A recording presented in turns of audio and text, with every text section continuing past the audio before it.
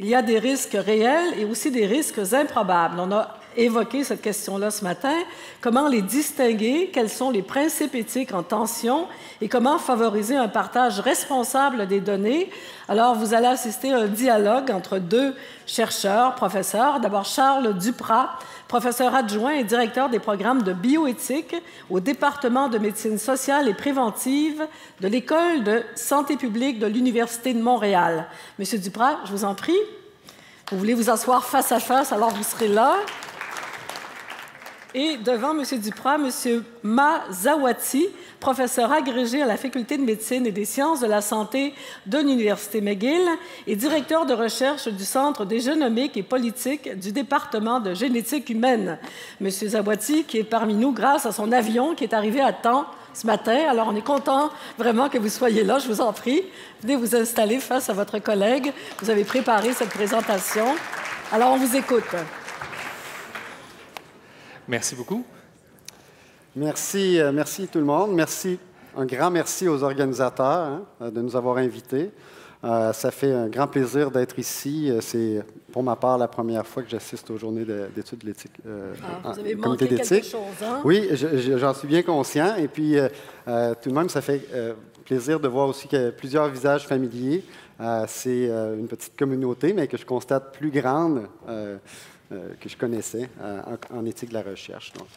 Aujourd'hui, Man et moi, on vous a soumis une présentation de format un peu original, un peu organique, dans le sens où on va vous poser un dialogue sur comment appréhender les risques improbables, ou peut-être on aurait dû dire peu probables. Vous déciderez. Mais un des objectifs ici aujourd'hui, c'est vraiment de discuter entre nous, mais aussi avec vous, de comment on fait, quelles sont les difficultés qui surviennent quand on se penche sur la question de la gestion des risques, il y a toute la notion de perception des risques, de nos tolérances aux risques, qui sont des questions très difficiles. Évidemment, il y a des conflits ou des tensions éthiques entre partage de données, protection de la vie privée, confidentialité. Et on a évidemment des objectifs limités, modestes avec la présentation, dans le sens qu'on pensait se pencher sur quelques principes éthiques en tension parler justement de ces niveaux de risque, des types de risques, des contextes, à quel point le contexte peut influencer la perception des risques, nos tolérances aux risques, et puis éventuellement, on l'espère, parler aussi de quelques pistes de solutions, des histoires de succès en matière de partage des données. Charles, je pensais qu'il allait y avoir un feu de foyer. J'ai oublié ma pipe. Charles, ça fait longtemps qu'on se connaît, plusieurs années. Je pense qu'un des centres qui nous a joint là, pendant plusieurs années, c'est le Centre des génomiques et politiques à McGill. Peut-être on peut commencer juste pour que tout le monde connaisse un peu nos champs d'intérêt au niveau de la recherche. Je pense que ça va donner un peu un contexte sur nos questions et nos réponses. Donc, je pense qu'on devrait peut-être commencer avec ça. Vas-y. Je peux commencer? Tu peux commencer? En fait, moi, mon parcours est un peu intéressant. J'ai commencé il y a plus de 15 ans en tant que stagiaire pendant que je faisais mon bac de droit à l'Université de Montréal. Il y avait un stage au Centre de recherche en droit public et je cherchais un professeur qui travaillait dans le contexte du droit de la santé. Puis ce que j'ai essayé de faire, c'est que je me suis dit, si je travaille comme stagiaire, ça devrait être quelqu'un qui publie beaucoup. Et effectivement, Barta Knoppers, que plusieurs d'entre vous connaissent ici, était mon maître de stage, qui est devenu mon mentor pendant plusieurs années. Et maintenant, 15 ans plus tard, je continue à travailler, à œuvrer dans la même équipe au Centre des génomiques et politiques en tant que directeur de recherche. Mes intérêts de recherche, pour ceux que, en fait, de donner un peu un contexte, c'est vraiment dans les contextes, dans les enjeux éthiques, juridiques de la génomique, mais aussi de la médecine moderne.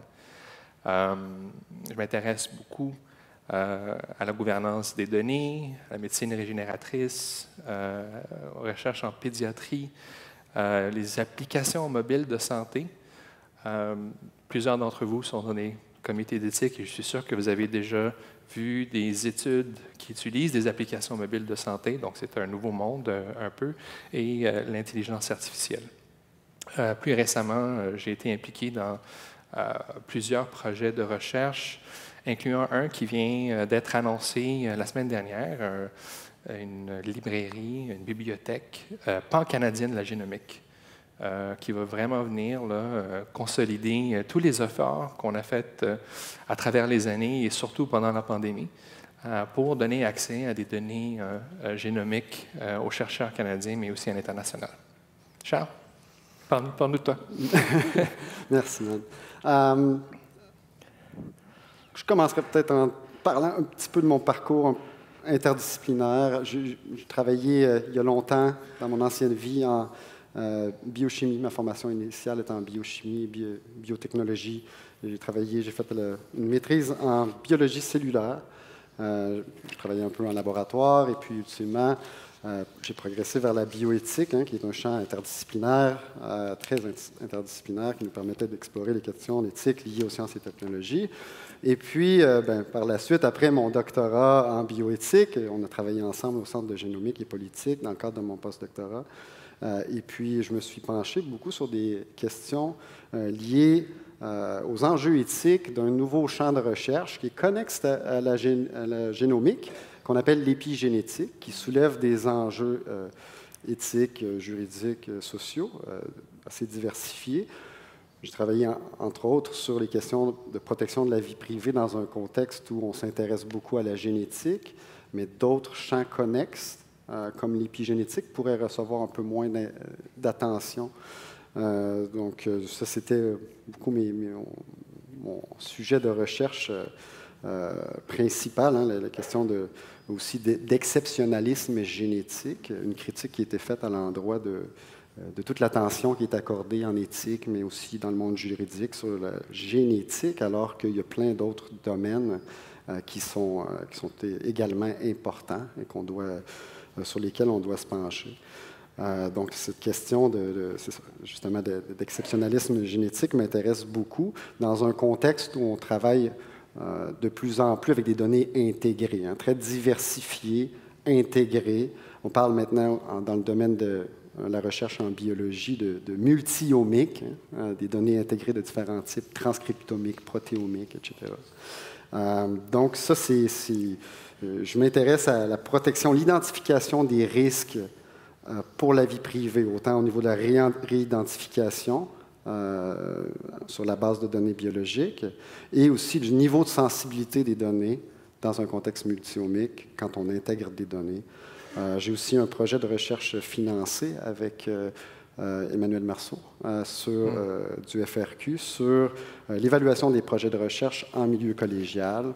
On touche à des questions liées, par exemple, à l'évaluation de projets en contexte multicentrique ou relevant de plusieurs autorités. Et aussi, touchant à la vie privée également, un petit projet de recherche avec le CRESM, le Centre de recherche en santé publique, sur tous les obstacles à la collaboration interdisciplinaire et intersectorielle en santé publique. Puis évidemment, on réalise que pour beaucoup de chercheurs, les questions d'évaluation des projets en éthique et puis même parfois la duplication des évaluations est une grosse préoccupation pour les chercheurs. À vous, c'est beau l'interdisciplinarité. Oui.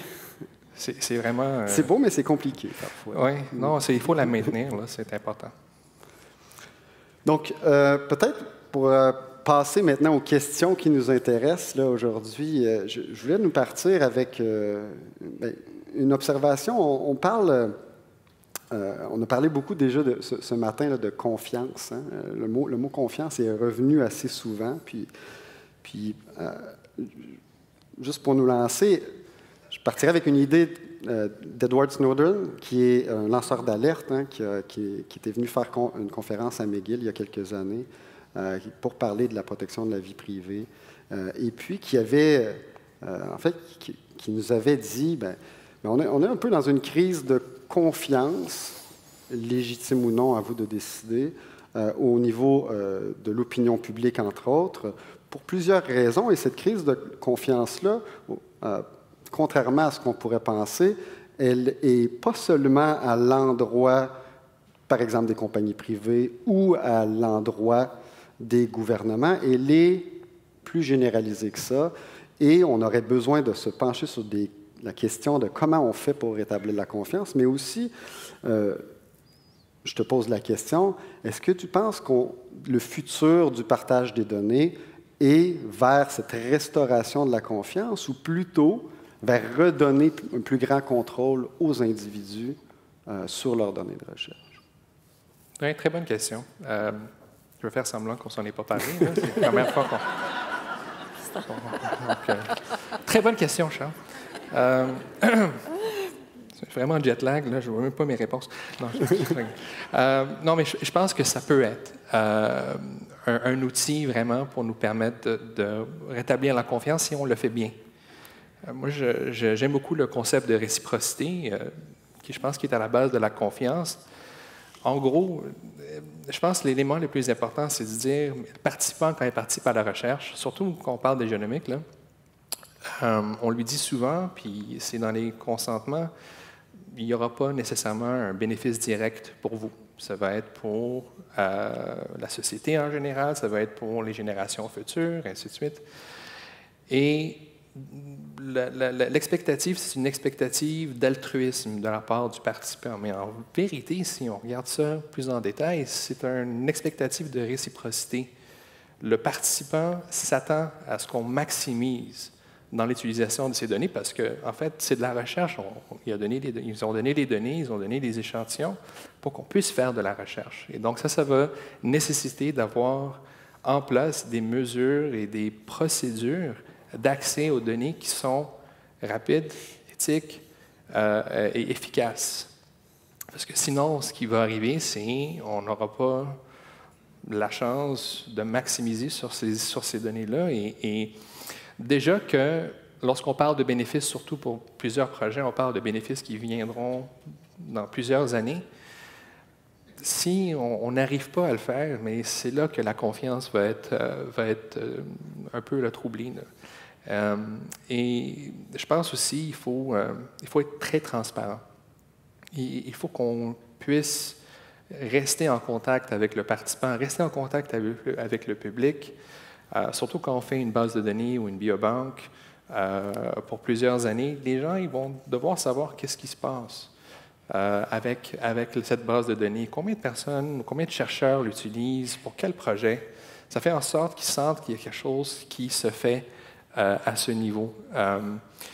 Puis lorsqu'on parle de bénéfices, lorsqu'on parle de temporalité, mais on l'a vu aussi au niveau de la COVID, ça n'a pas été extrêmement facile, là, le partage des données. Malheureusement, même pendant l'urgence, il y a eu beaucoup de défis. Chance, il y avait quand même un but commun que tout le monde avait, mais ça a été aussi difficile. Puis là, les bénéfices sont à long terme, mais aussi à court terme. Et c'est grâce vraiment à ces grandes études internationales qu'on a réussi là, à avancer puis à mieux connaître puis à mieux comprendre ce virus-là. Donc, pour résumer, oui, c'est très probable que ce partage de données-là puisse réinspirer confiance si on le fait bien. Et moi, j'ai une question pour toi. Okay. Juste en passant un peu aux participants, puis lorsqu'on parle d'impact tangible, est-ce qu'ici on parle d'un impact tangible que les participants recherchent lorsqu'on parle de partage des données, puis est-ce qu'on pense, ou est-ce que tu penses que les normes éthiques qui existent aujourd'hui aident à surpasser ce bris de confiance? Puis si ce n'est pas le cas, pourquoi? Puis aussi, est-ce que ça fait partie de leur rôle, ces normes-là? Parce que là, on parle on connaît un peu, là, au niveau de la scientifique, quelles sont les limites. On essaie de mettre en place des procédures, mais il y a aussi des normes qui existent, que ce soit législatif, que ce soit au niveau éthique, est-ce que ces normes-là vont aider à surpasser ce bris de confiance? Sinon, pourquoi? Excellente question.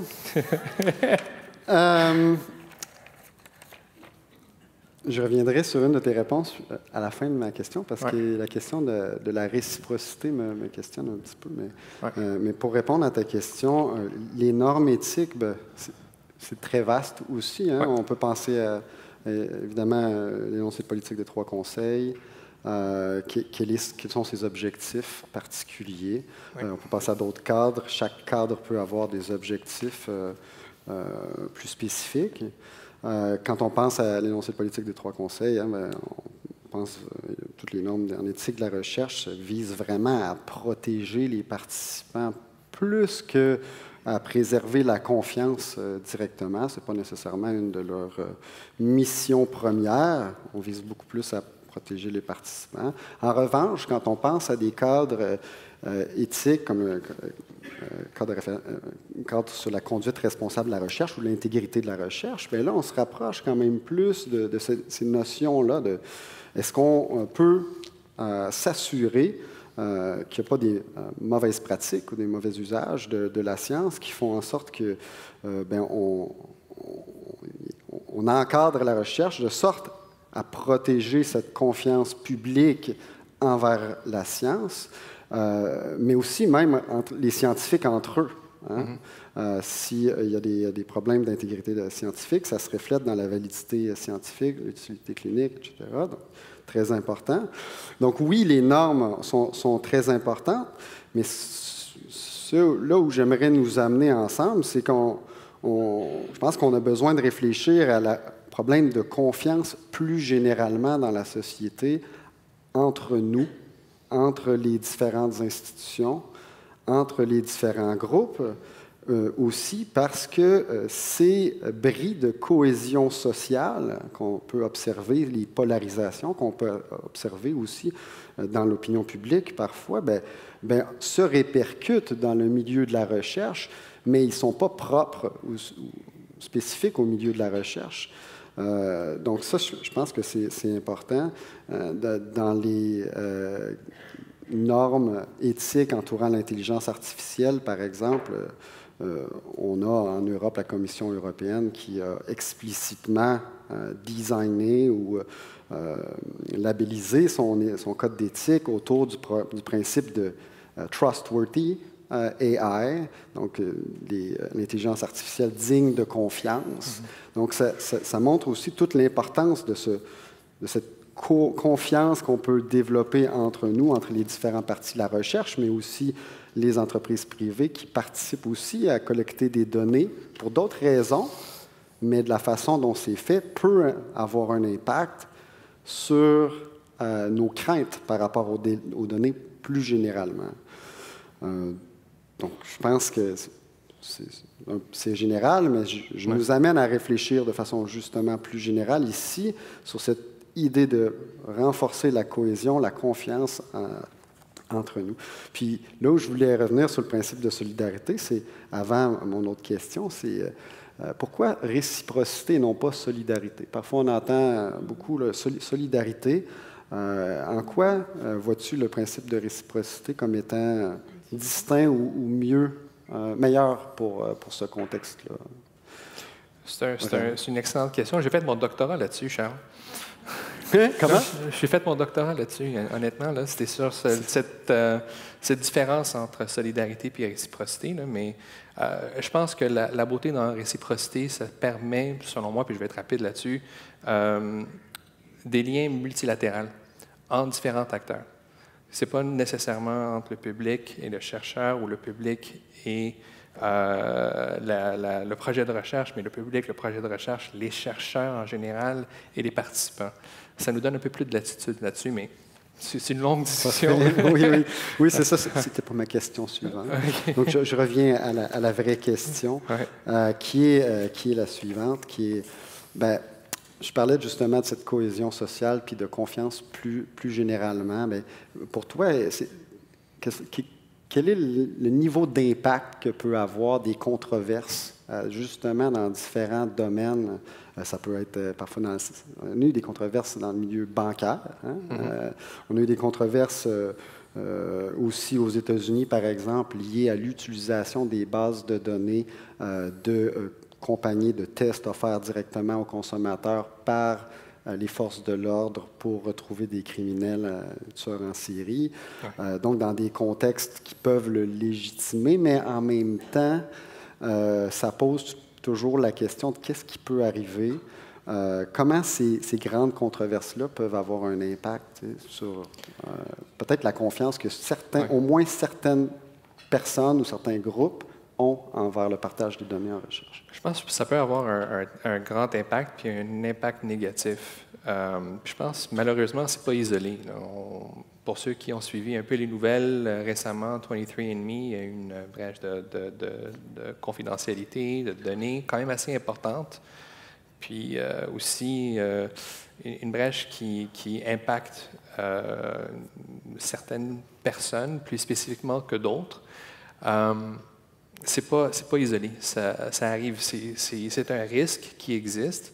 La problématique qu'on a, c'est au niveau de la transparence lorsque ça arrive, parce que soit qu'on le sait via des journaux comme les journaux de presse plus généralement, et c'est pas nécessairement nuancé, donc ça peut vraiment créer une peur, disons, générale qui peut impacter des projets de recherche, qui peut impacter, mais aussi, de l'autre côté, il y a des choses qui existent, mais qu'on ne connaît pas parce qu'il n'y a personne qui a mis les lumières dessus. Donc, ça, il faut le savoir. C'est pour ça qu'on ne met jamais dans nos consentements qu'on garantit absolument la confidentialité parce qu'on ne le sait pas. C'est vraiment une question de prudence et de diligence plus généralement. La question de nuance, je pense qu'elle est vraiment importante. Puis, surtout, là, lorsqu'on parle, c'est comme s'il y avait aussi une grande attente lorsqu'on parle de public versus privé. Je pense qu'il y a plus grande attente à ce niveau pour les entités ou les organismes publics qu'il y a pour les organismes privés, pour une raison ou une autre. Mais je pense que c'était vraiment important lorsqu'on parle de ces controverses-là, de voir vraiment qu'est-ce qu'on a comme mécanisme. Un mécanisme de notification à la personne qui est concernée, est-ce que ça existe? Des mécanismes de mitigation de risques initial, mécanismes de damage control, comme on dit, et la transparence dans tout ça. Mais je pense aussi, lorsqu'on parle de controverses, il faut aussi parler, je parle plus généralement aussi de la société d'aujourd'hui, et comment certaines initiatives vont vraiment essayer de se faufiler en termes d'information. Je pense ici, par exemple, aux applications mobiles de santé. Je pense, par exemple, à certaines compagnies là, qui vont vendre directement aux consommateurs certains produits. Combien d'entre nous lisons les privacy policies, les politiques de vie privée? Combien d'entre nous, on va lire le User's Agreement? Soyons honnêtes, là, quand on télécharge une application mobile, là, combien d'entre nous là, vont le faire? C'est comme si c'était quelque chose qui était monstrueux, qu'il fallait absolument enlever. Là. Mais puis les compagnies vont essayer de quand même vous rappeler, bon, est-ce que vous avez lu, est-ce que vous êtes d'accord? Puis tout le monde dit oui, mais combien d'entre nous lisent ces éléments? Puis les types de données qui sont effectivement recueillis. C'est pas seulement votre nom ou votre adresse ou votre numéro de téléphone, là. Ça peut être aussi votre géolocalisation. Donc, ce sont des données qui, eux, recueillent puis qui sont stockées dans un endroit qui est des fois mentionné, des fois qui n'est pas mentionné. Des fois, il n'y a même pas de politique de vie privée. Hein? Mais les gens continuent à télécharger, les gens continuent à utiliser. Donc, je pense, lorsqu'on parle de controverse, il faut aussi penser un peu à la façon dont la société elle-même agit lorsqu'on parle d'informations qu'on leur donne. Et je pense que ça peut avoir un effet néfaste là, à long terme parce qu'on va prendre avantage de ça. Les gens ne lisent pas, bon, on va essayer de mettre un peu plus d'informations sur comment on va recueillir, mais aussi comment on va partager ça en étant vague, en étant ambigu, et même des fois en étant contradictoire. Mais ça m'amène un peu à une question, Charles, parce que je pense que toute société est différente, toute juridiction est différente. Est-ce qu'on peut parler, tout dépendant du contexte politique, dans une région ou une juridiction particulière, si ça peut avoir un effet ou un impact sur ces perceptions de risque? Puis nous, en tant qu'individus, comment on peut, en tant que chercheurs, mais comment on peut rassurer les gens par rapport au risque lorsqu'on parle de changement au niveau politique, là? Excellente transition. Non, mais c'est bien parce que on parlait, ma question était sur la question des controverses liées assez directement aux données. Mais de là, il y a des controverses, mais il y a aussi les contextes plus spécifiques à non seulement des juridictions, mais aussi des périodes. Hein. On sait que il y a des changements. Il peut y avoir des changements au niveau politique qui ont des effets sur nos craintes, nos préoccupations par rapport à notre protection de la vie privée. Puis, la question du contexte est très importante. Je sais qu'il y a beaucoup de personnes dans les comités d'éthique ici. Puis, quand on évalue les risques pour la vie privée, bien, il y a souvent les risques liés à la réidentification, la sensibilité, mais aussi le contexte. Le contexte est très important. Et puis, dans un contexte où on veut aussi accumuler un plus grand nombre de données possibles, pas seulement au niveau local, au niveau international, diversifier nos données, bien là, ça pose la question des multi-juridictions, mais pas seulement au Québec, au niveau international. Quel est le niveau de confiance qu'on accorde à d'autres juridictions, d'autres pays, d'autres régions qui ont des contextes politiques très différents, dans lesquels on peut se poser des questions même sur le respect des droits humains. Donc, des questions très, très importantes de contexte. Et puis, on n'a pas besoin d'aller très loin. Hein. Aussi, au niveau temporel, on a vu une évolution, la suite du 11 septembre chez nos voisins aux États-Unis avec le Patriot Act, qui donnait plus de pouvoir pour l'accès aux données dans le cadre de la protection de l'intérêt national, de la sécurité nationale. On peut toujours dire qu'il y a une forme de légitimité dans différents contextes à ouvrir cet accès-là. Mais ça ne veut pas dire que si c'est justifié dans un pays, ça l'est autant dans le nôtre. Donc ça, c'est une question, je pense, assez importante. La question de comment on gère les risques non seulement au niveau spatial ou géographique, mais aussi au niveau temporel. Hein, quand on pose la question du consentement, libre et éclairé, mais quand on regarde dans le PTC, on a aussi la question de continu. Hein? Donc, comment est-ce qu'on fait pour respecter cette question de consentement continu dans un contexte où les situations politiques peuvent changer, les risques d'utilisation secondaire peuvent changer. Il peut y avoir toute la question du double usage qui est importante. Et j'en passe aussi. Je pense que c'est important de poser la question. On pourrait dire, on en fait un projet national dans une société avec une forte cohésion sociale où tout le monde se fait confiance. On en fait un projet de société, c'est génial, pour le bien commun de notre population. On partage de façon très ouverte les données. En même temps, on voit qu'il faut faire attention parce que dans la population, il y a aussi des groupes plus sensibles au partage des données et au risque des personnes, des groupes plus vulnérables. On a les principes FAIR, qui font la promotion beaucoup du partage des données, de l'accès aux données et tout, mais on a aussi d'autres principes comme OCAP ou PCAP, et les principes CARE qui sont surtout mobilisés dans le cadre de la recherche impliquant les peuples autochtones, par exemple, qui ont une histoire de bris de confiance aussi. Puis on voit déjà le type de principe en jeu est un peu différent.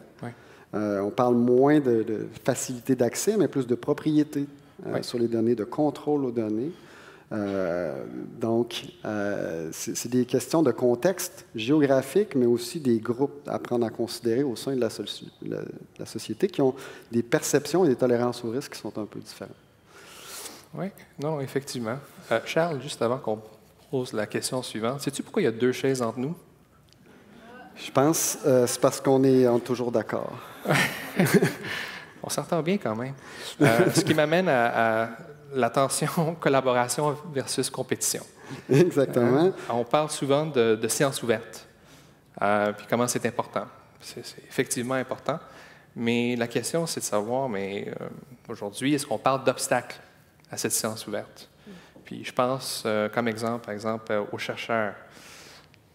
Je vais poser la question quand même, mais est-ce que, selon toi, les chercheurs sont-ils réticents à partager des données, des échantillons, et comment ça peut impacter cette science ouverte? Puis si c'est le cas, mais comment on peut les encourager à faire ces collaborations?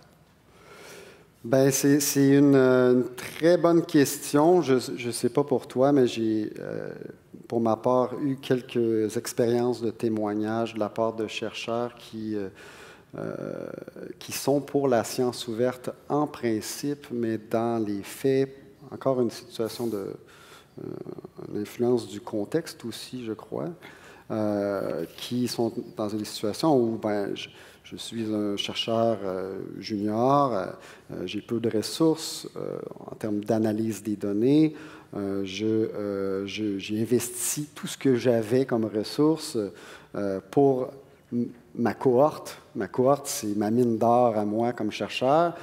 Voir que je vais aller la partager aux géants, aux grands laboratoires américains, aux grands laboratoires qui ont un pouvoir d'analyse, d'exploitation des données si grand.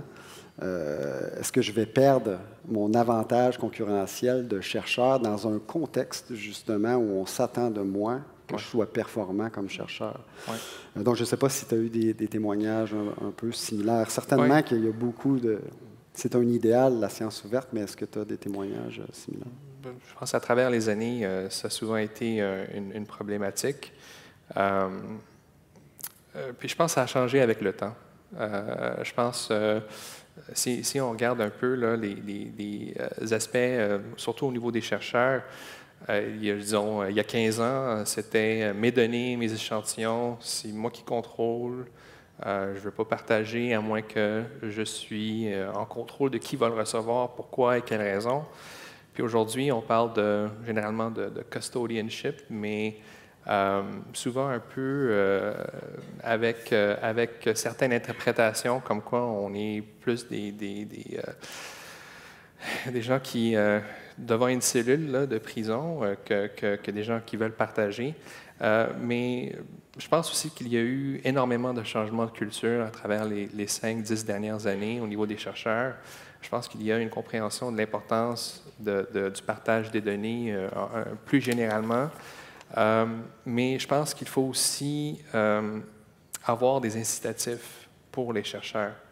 Ceux qui travaillent fort pendant des années pour créer des grandes bases de données, mais c'est ça qu'ils font. Ils ne font rien d'autre. Ils n'ont pas vraiment beaucoup de chances de publier, et ainsi de suite. Et donc, ils veulent avoir quand même une certaine valorisation de leur travail. Il y a différentes façons de le faire. On peut penser, par exemple, autre que les remerciements plus généraux, mais aussi de référencer des papiers marquants de cette base de données. Ça peut être aussi des invitations à devenir co-auteur pour des papiers. Je pense aussi... lorsqu'on parle de partage de données, puis surtout lorsqu'on parle de grands consortiums, il faut parler aussi des institutions eux-mêmes, puis la façon dont les institutions peuvent faciliter le tout.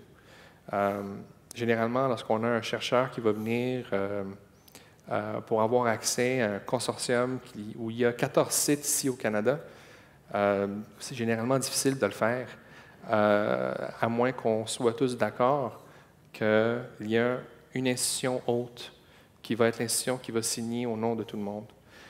Et donc, il faut faciliter ça également, parce que si on ne le fait pas, un chercheur qui veut avoir accès à ces données-là va devoir frapper à 14 différentes portes. Et c'est énormément de temps, énormément de perte de temps aussi.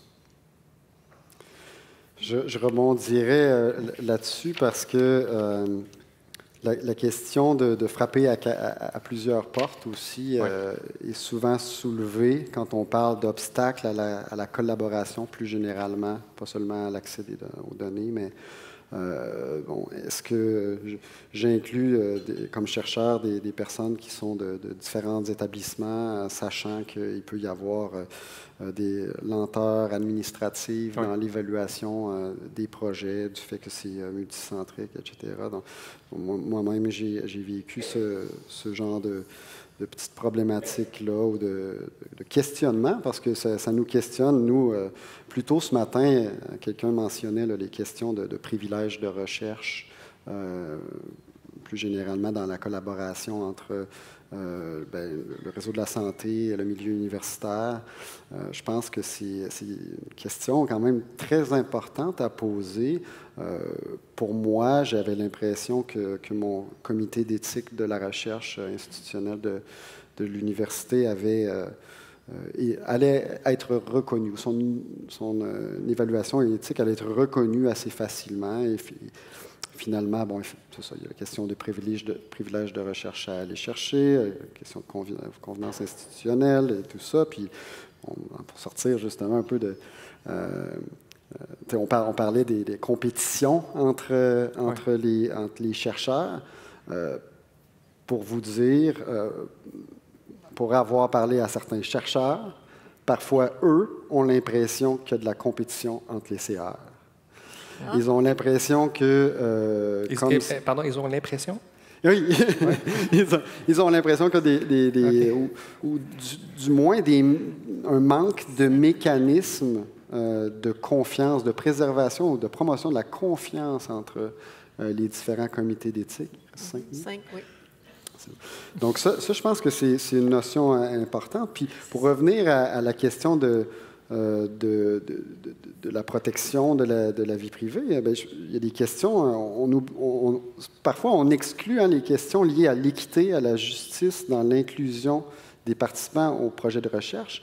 Il ne faut pas oublier que des préoccupations envers la vie privée en recherche peuvent avoir des effets sur la validité scientifique ou l'inclusion en recherche de certains participants. Je pense que c'est important de penser pas seulement aux participants, mais aussi aux non-participants, qui sont ceux qui décident de ne pas participer à la recherche par crainte de problèmes de confidentialité dans le domaine de la recherche. Voilà, donc c'est des questions importantes. Puis il était question de procédures administratives. Je pense que la question, ce n'est pas de savoir est-ce que c'est important ou pas important de faire des évaluations rigoureuses, mais surtout de savoir est-ce qu'il y a des questions du principe de nécessité ce matin, des procédures pour la protection des participants, l'utilité aussi des réels des procédures. Effectivement. Oui. Puis aussi une question de proportionnalité, là, qui est un élément important qu'il faut toujours garder en tête. Je sais qu'on a 2 minutes là, pour terminer, mais je vais juste peut-être dire 2 mots rapidement sur ces concepts-là. Je pense qu'il y a un effort qui va devoir inclure différentes parties prenantes. Les CRR, bien sûr, ont un rôle extrêmement important à jouer là-dedans. Mais je pense aussi il faut penser aussi à mieux outiller les institutions. Pour ce type de partage. Une application d'accès à des données pour une institution autre n'est pas un autre contrat de recherche. C'est vraiment un document qui doit être revu, signé rapidement. Puis c'est important d'identifier où il y a des réticences des fois, où il y a des éléments à améliorer, mais je pense qu'il faut mieux outiller les institutions, il faut mieux outiller les CER, et puis il faut mieux outiller aussi les chercheurs, mais aussi mieux informer le public. Oui. Parfait. Est-ce qu'on peut conclure là? Oui, c'est très bien. C'est très bien. De toute façon, l'un des objectifs, c'était de stimuler la réflexion, puis justement d'entrer en dialogue avec vous. Alors on vous suggère de poursuivre le dialogue, comme ce matin, 3 micros. Les micros sont là. Alors 3 micros. Il y a aussi la possibilité de faire des commentaires ou de poser des questions en ligne.